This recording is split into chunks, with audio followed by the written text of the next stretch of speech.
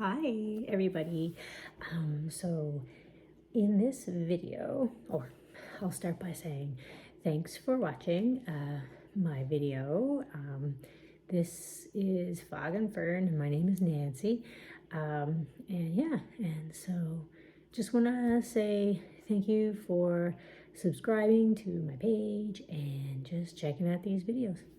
I just want to have fun and share plants and just learn with you, and I'm no pro, but I don't know. It's just, I love talking about plants and sharing plant knowledge and failures and cool stuff about plants and just connecting about plants. And so that's part of the reason why I'm doing this channel and having making some videos. So in this video, I want to show you a little mini plant haul that I did. So it's March, the middle of March, and I can think if anybody watched my first video, I said that I don't do a lot of plant hauls now these days, or big plant hauls, because I have a lot of plants. I have between 100 and 120 plants. That's a lot of plants for somebody who works from home. Husband works from home. I've got two small kids, 2 under 3, and I'm involved with some volunteer work. I'm always training for my work, so I have a full plate, and so I can't take care of many more plants other than that. And plus, I, don't want my house to be cluttered with plants. Even though I have many plants, I sort of dig the minimalist vibe. Sometime soon, I'll have a chance to do plant tour in my house and show you basically my setup. Or as we'd say in Newfoundland, rig out. I'll show you my rig out. And so then you can see what I mean by my vibe, and maybe some of you guys would like that too. That kind of way to display your plants. So without further ado, why don't I go ahead and start with my mini plant haul. So the first plant that I want to show you is right here. This. Check it out. What a plant. What a looker. So, the vines are getting all grabby on each other. So, I don't know if this plant, look at this. Absolute leaf is just gorgeous, and check out the backside. It's like a burgundy wine color. My lights, I apologize, the lights at my table are warm lights, so it kind of casts a yellowish light on this video. So, but this is a Cissus discolor. So that's the proper name for it. So it's beautiful. Absolute beauty of a plant. The common name is known as Rex Begonia Vine. However, it's not a begonia. So I don't know, why it's, well, maybe it's called a Rex Begonia Vine commonly, because if anybody's familiar with begonia or own begonia, like begonia leaves are so tender. These leaves are very tender. The leaves are very intricate in color. They're very extravagant, very luxurious leaves, right? And and it sort of behaves like a begonia. So I have a confession to make. This is my second time trying with this plant. The first time I bought this plant, I killed it. To be honest, it wasn't a very healthy specimen of a plant that I got. I had it shipped from the mainland. I won't say where. but it wasn't like the nicest plant. It could have been damaged in transit. I don't know if these ship far distance as well. So this plant didn't travel that far. It was shipped in a large order that a bunch of people made from the St. John's metro area to, you know, the CBN and the CBS regions here on the Avalon Peninsula. And so we all ordered this big gigantic order from Faith Greenhouses. They are located in Lewisport, and so yeah, we ordered from there.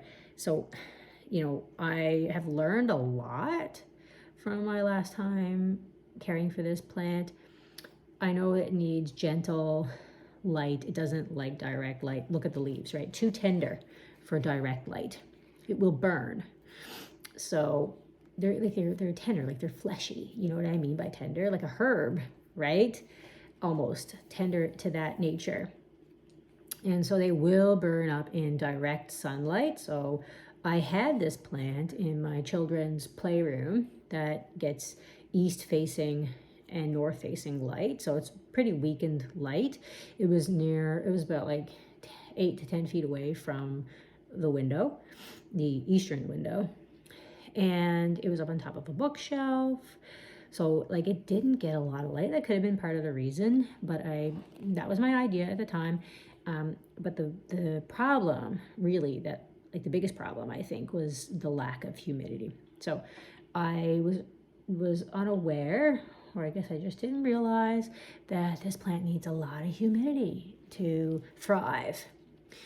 So right now I have this plant and its twin sister, because I bought two, because Rex Begonia, like they're so beautiful. Like, how could you just have one? So anyway, I have got them separate right now. I may pot them up together is my thinking, but as they get bigger. But anyway, so I've got them right now up in my upstairs bathroom. And that place is like a hothouse. It's so humid and like, you know, strong light, but because it's southwest facing and east. So I have this plant though, and its twin sister, up on a plant shelfie. And it's like at the back of the room, the bathroom, which is not a big bathroom, but those plants up there like get dappled in direct light. So other plants I have up on that shelf, I have a Calathea Orbifolia, which, you know, anybody who has had that plant or has it now knows that that plant burns quite easily. So that plant's not burning up there. It has minimal crisp, some crisp, but try to have a Calathea Orbifolia without any crisp. Let me know your secrets if you do. So, you know, it's up there on that shelf with that plant, and I believe I have a baby's tears plant up there. That's the name of that one, which is also a pretty tender plant, and it's thriving there. My plants in my bathroom upstairs are absolutely thriving. I will take you up there one day and show you them all. So, you know, of course, in that bathroom, I'm going to have ferns. So I have 4 ferns, I believe, up there. Yeah, and just other plants. We'll get there. So it's gonna do, my hope is that it's gonna do well there. And like I said, as they grow, they will get too big. Once they move up from this pot, they will be too big to put on that shelfie, just the way that shelf is structured. So I will pot them up together, and I'm gonna probably put them as a hanging plant. But I'm gonna put them by my eastern facing window, on the back side of that window, so that it doesn't get this actual direct east light. Anyway, yeah, so this was my plant that I've got from Faith. Like I said in my last video, I like to shop local. It does cost a couple extra bucks sometimes not actually. For example, I was at Holland Nursery this weekend. They're on Torbay Road in St. John's. Like, love that place. And they had the shamrock plants there for cheaper than what they are at the Dominion, right? So it's not always the case that nursery plants are more expensive, but in my experience, the plants are a little bit, actually quite a lot more better taken care of in a plant shop. So just want to throw that out there. There's no shame in buying Walmart, Kent, Home Depot, wherever. I've certainly done that, absolutely, and will continue to do so, probably, like, absolutely. But just, I know that once I buy from a big box store, I'm gonna have to treat and quarantine my plant. Well, I quarantine sometimes every plant I bring into the house. And what I mean by quarantine is just putting it in a space where there's no other plants for a period of time, like a week to 2 weeks, to observe, are there any pests or issues with the plant, so that they don't spread to other plants nearby, because I can wipe out a collection. So yeah, but like but the main reason why I buy from nurseries is because I really want to support local. You know, COVID has decimated our like everybody's economy worldwide. So I just want to do that, right? It's important to me, and I can sometimes. So I'll do as much as I can. Anyway, so that's my spiel. So look at this. Let's bring it backwards, like just right. What a stunning plant, and I'm just throwing soil all over myself, and I've lost a couple of leaves. So yeah, very delicate. Just very delicate. So with this plant, you know, again, high humidity, indirect light is the best, gentle, indirect light. And for these guys, bottom water. So that means just put your plant in a bowl of water and let it soak up the water that way, because these leaves are so tender. They're sort of like African violets, right? So you don't want the leaves to rot, you know, or those velvety kind of leaf plants, even like, you know, your bougie plant, like your black velvet, your Alocasia black velvet, which I have. Probably my only bougie plant. But anyway, so, you know, those kinds of plants, you don't want to put any water on their leaves. So that's this guy. So I'll leave that one over there before I knock off any more of the gorgeous leaves. Unbelievable. I'm so happy to give this plant another go. You know, that's it. Like I've done that. Like I've killed plants before, and you know, been a little bit discouraged and been like, oh, you know, I don't think I'll get that plant ever again. But you know, I've learned from the first time that I've killed a plant, and when I feel ready to take it on again, I take it, and I use the knowledge that I didn't have the first time, you know, to make the experience better. And that's what a journey with plants and indoor house plant keeping is all about, and also just even outdoor gardening, right?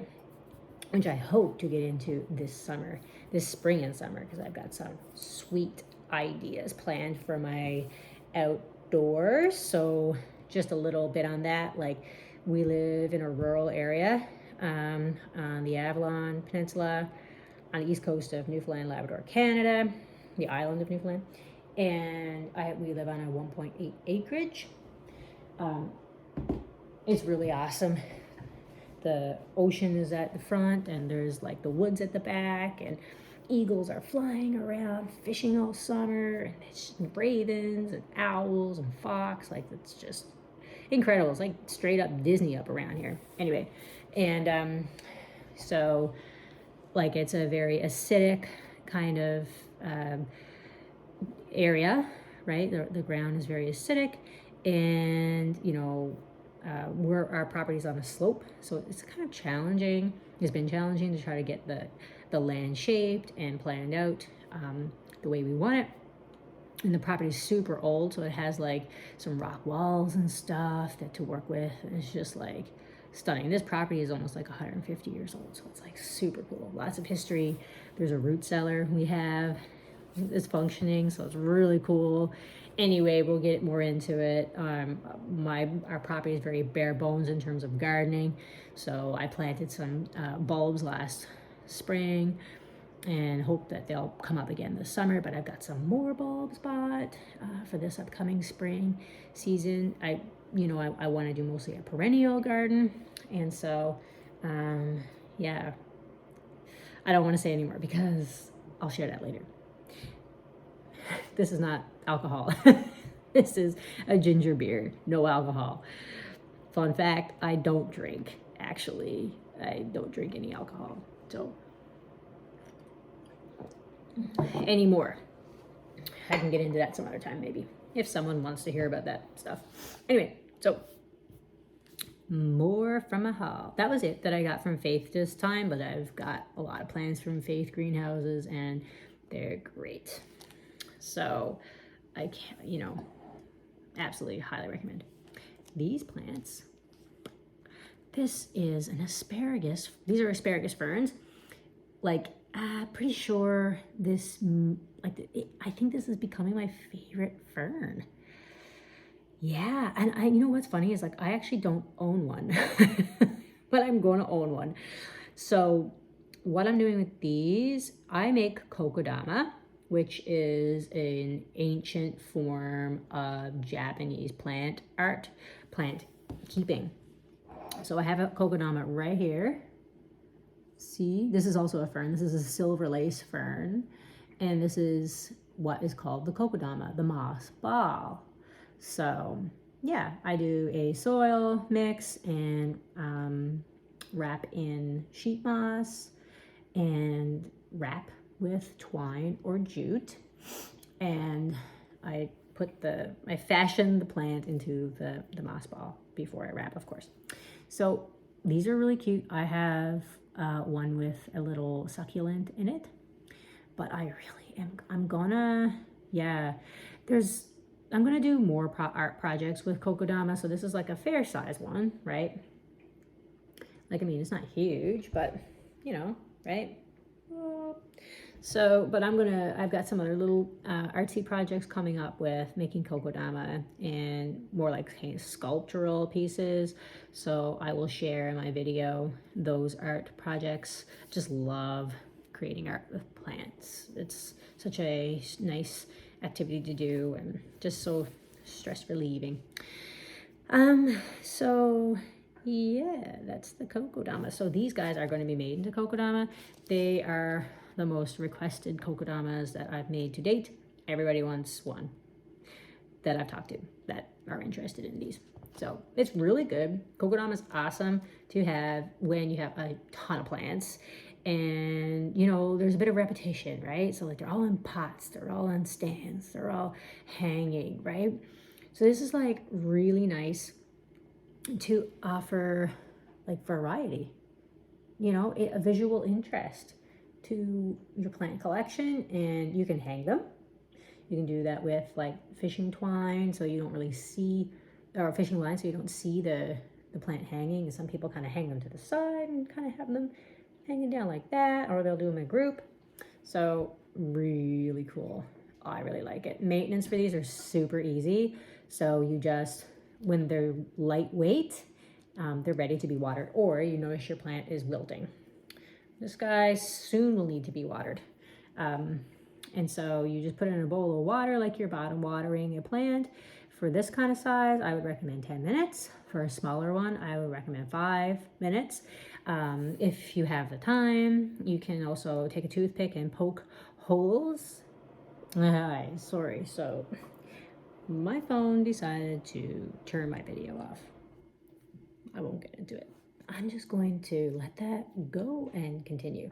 So, Kokodama, I finished with that. So, yeah, you want the poke holes to provide aeration, to make sure that you cut down on any mold or pests that will befall your plant.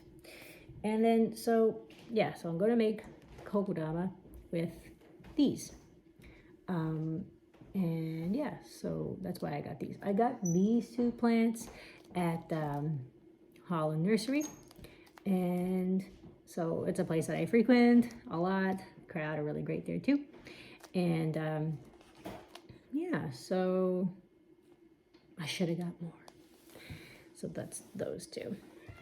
Now, What else? Oh yes, and so I got, oh wait, so I have other kokodamas to show you. This is an ivy kokodama. Personally, I really like the ivy as well. It's really interesting. This guy should be watered pretty soon as well. Some plants really thrive in kokodama, so any humidity-loving plant will thrive in kokodama. So ferns, of course, as I mentioned, so the silver lace fern, asparagus fern, ivy really like to be consistently moist as well, like I covered in my last video. So ivy is a great candidate for kokodama. And then I made a smaller one. Someone asked me one time, could I make smaller kokodama? So I am. These, I'm just like testing them out. This guy is a couple weeks old. Things are going really well. This is a small reverse variegated spider plant. I just think it's the sweetest thing ever. So I'm going to make some more. I don't know if I'll put more of these spider plants in. I just have a bunch of smaller plants that I could use for kokodama. Don't mind my cat meowing. This is his time. Kids are asleep. Again, they're down for the night, and he likes to let his presence be known. Anyway, so this is my spider plant, kokodama. It's a tiny one, and I'm going to make more of these. So just keep your eyes open. This is a lemon button fern that I got from Holland as well. Like the fronds are so sweet. Look, absolutely. I'm obsessed with ferns. I am obsessed with ferns. They have little tendrils coming out there. Look at this. So sweet. So I'm going to see, I'm going to do some kokodama with this guy as well. Absolutely love them. I have more ferns in my house, but I'll talk about that maybe in another video. So I had those 3 ferns at Holland. 2 ferns of faith that came in the mail for me. I didn't purchase them that day. And the other plant that I got that day in my haul was this fern.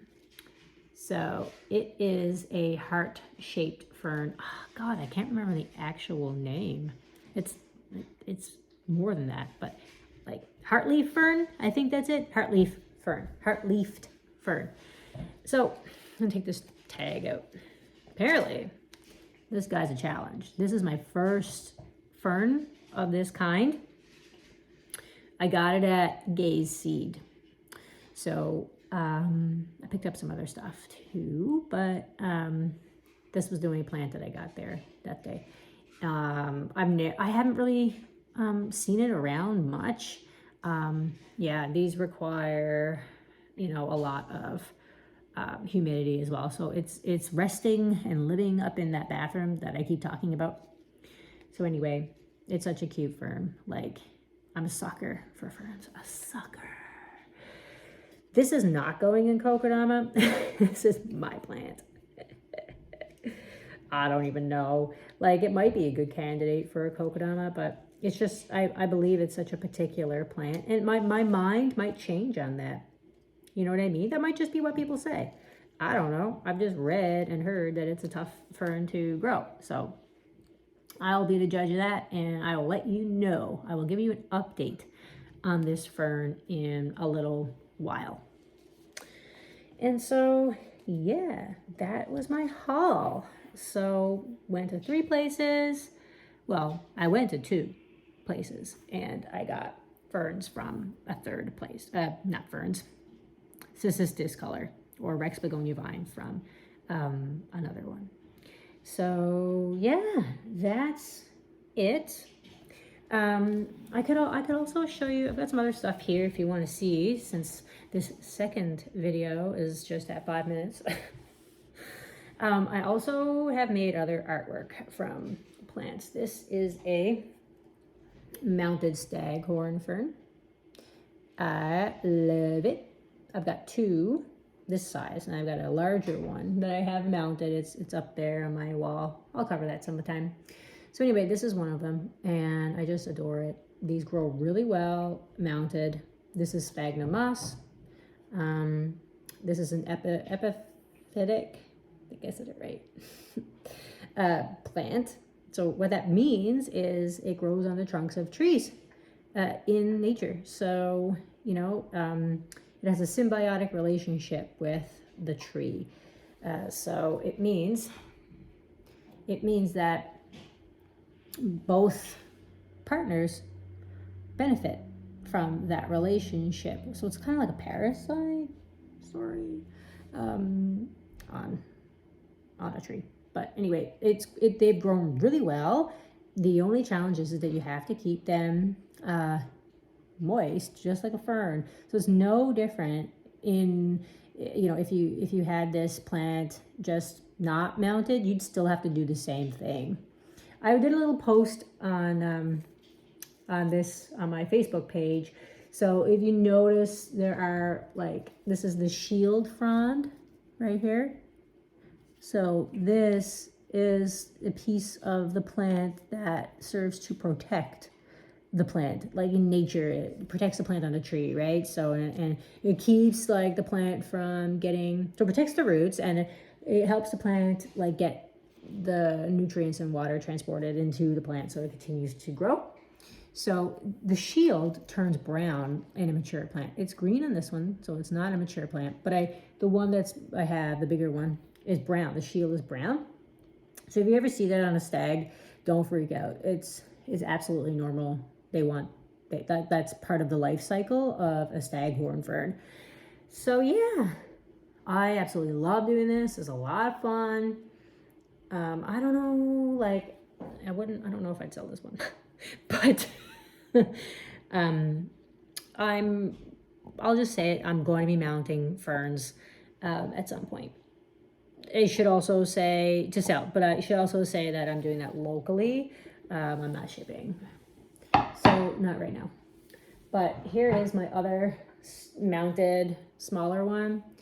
Got a little bit of crispies up there, but this is a mature shield. So you see how it's brown. So for some people that might look unsightly, but to me it's cute. So that's it. That's those. That's a mounted. Yeah, I'm just looking around. Maybe you want to see other stuff. I don't know. I'll just do a couple of more because this video is long enough in its totality. So I'm just going to move some stuff because I got a lot of stuff here. Take a swig. I love ginger beer. It's so good. So, well, I just had this next to me because I have to repot it. It's a big snake plant. I don't even, there you go, got the top of it. I can't remember where I got this guy. That's a shame. I kind of think I got it at Holland's. I'm a couple years old now. So, and here I've got a little tray of plants that I just keep on the table at all times.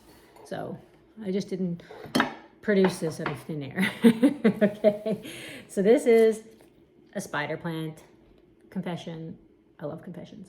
I adore spider plants. This is a Hawaiian spider plant. So I've never had one of these before, so I'm just trying it out. And this is I can't say the word. I don't know, I'm gonna not say it right, but this is a Transcantia variety. Fluminensis. I don't know, I butchered it. So look. Oh, look at the pink. Oh, so pretty. Look at that. I don't know if it shows up right on the camera, but anyway, it's very light pink. And you might not see it very well, but underneath the leaves are purple and pink. So pretty. It's like a tricolor, but it's not the tricolor Transcantia. That's a common mistake that I see made. This is a flumensis, I think. But yeah, look it up. Flumensis. And the stems on this are actually like purple. You can't see, or pink, dark pink, fuchsia kind of looking. Anyway, you can't really see it in the video, but it's so nice, so nice. It's a good grower, loves the bright light. Of course, on any variegated plant, the more light you give it, the more variegation will pop, whether that variegation is pink or white or yellow. So what else I have on this tray is this is a Hoya Bella. Yeah, I love this plant. It's my dream to have a gigantic Hoya Bella. They look so good as mature plants. I would just like die to have a big one. So just like look at how sweet and pointed the leaves are. They're so intricate and delicate. I just love them. So I really favor Hoyas. I'll probably do a video on my Hoya collection at some point. So yeah, and it loves the bright light, so that's why I've got it in front of my southwest facing window. And some of this is from, I bought this, some of these are clippings that I bought from somebody in the St. John's area that was selling them. And this other part of the Hoya I actually bought from Faith Greenhouse, but I bought it at the Gay's storefront, Gay Seed storefront in downtown St. John's on Harbor Drive. And then this is the last, how many plants can you fit on a tray, right? Anyway, well, 4 is my answer, but I only have 3 here right now. So this is a purple passion. I don't know if you can see how beautiful and velvety the purple leaves are on this. Like, I don't think you can to truly appreciate the beauty of this plant. I got this from Faith as well in an order over the last part of the summer 2020, and I actually propagated it.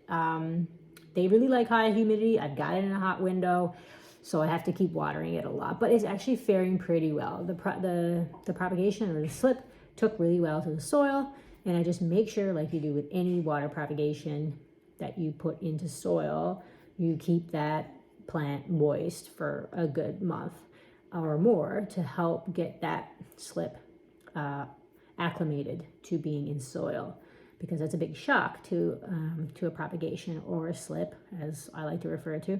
And you want to make sure that you're going to do that, because it will aid in the success of your propagation. Anyway, apparently these get flowers that like don't smell very good. Apparently they like it stinks like pretty bad. I'll try to remember that if I'm ever lucky enough to have this plant flower. I don't know. It might, but it might not. I typically don't mind. Like, I say this loosely because when I see a flower growing on one of my plants, I freak out. I get so excited and I feel all good about myself. But like, I'm actually like not, like, I don't buy plants for flowers indoors anyway. I am a total foliage person. I love foliage. I kind of tend to like favor mostly green plants with some pops of color. That's just part of my vibe. You know. So anyway, those are just some plants I had around me. Of course, I've got plants in the background. That's the big ivy that I repotted earlier. I have yet to take a picture of it, but I will, and I'll put it on my Facebook page. And I have some plants behind me, but I think I'll just show you that. Why not? I can't do that to somebody. So I've got some nice plants behind me. Oh, I'll show you another time. What a move, hey? So this is a Hoya, another one, and it's a Crimson Princess. I got this one actually from Feathered Serpent, which is a small plant shop in Ontario. I can't remember where in Ontario, Southern Ontario, Toronto, yeah. So it's a guy and his mom. They are from Nicaragua, and they do a plant shop together. It has some new leaves there. You can see them, they're tiny, they're coming out. And one big long vine. If you ever see these on your Hoya, don't cut it. That's where leaves will eventually grow. They just like to shoot these out first before the leaves pop out. So you notice that the variegation for this plant is creamy. It's in the center. That's true to a Crimson Princess. The white gown, they say, she wears on the inside of her leaf, and the Crimson Queen wears her crown on the outside. So the variegation of the queen is white in the trim. So along the edges of the plant. So anyway, my Hoya right now are taken off. So they're getting the heat, they're getting the strong light here in Newfoundland, on the coast, like not even like in central Newfoundland where you get nice heat, right? But here on the coast, oh look, there's 2 more leaves.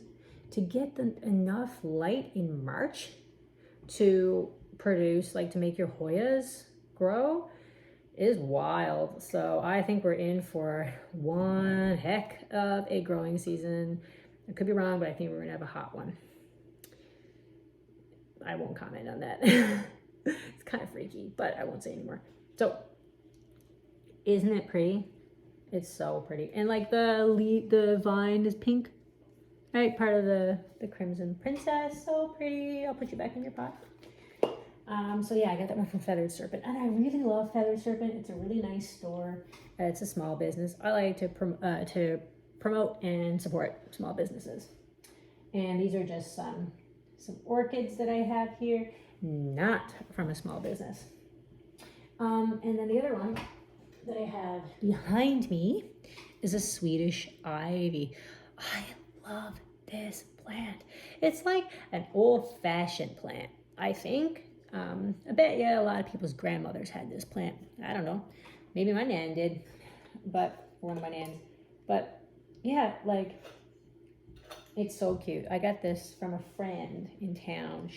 In St. John's, she gave me some cuttings, some slips. She just gave it to me. So kind.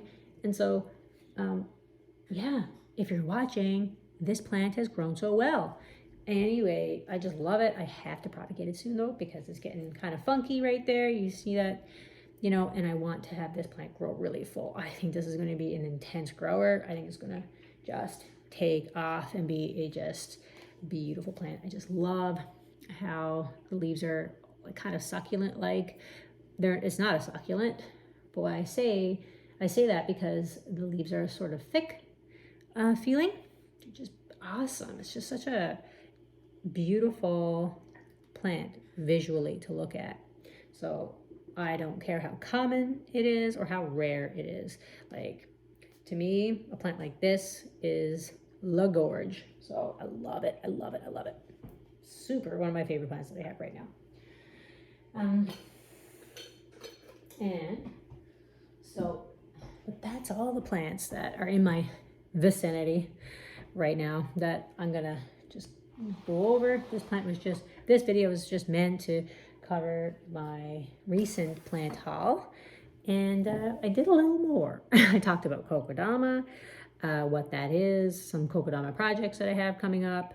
I mentioned some stuff around outdoor gardening, a little bit about where I live and what my property looks like. I hope to do a bit more work on that this summer in terms of showing you around the property and stuff and my ideas and the stuff that we're doing. And then I also covered my mounted plants and just showed you just a little bit of a mini plant tour of the plants in my vicinity, just at the table here and on my credenza area. So anyway, yeah, I enjoyed doing this video, and thank you so much for watching, liking, sharing, commenting. It's a ton of fun. And again, I just want to have a super laid back channel, have a good time, and chat about plants and talk about plants, growing them here in Newfoundland, because it ain't easy sometimes. And it's so different from other parts of the world, as many of you might attest to, right? So we see a lot of people talking about their plants, and they're in the Midwest of the United States, or they're in Florida, of the United States, or they're in the UK, where like conditions and climate is just like pretty different, right? And what plants are available. So I just thought that, yeah, someone needs to do this. I'm not the perfect person, but I'm somebody. So, yeah, and I just have a lot of fun doing it. So anyway, I hope you enjoy the rest of your evening. And yeah, have a good week, and I'll be talking to you soon in my next video. All right, bye.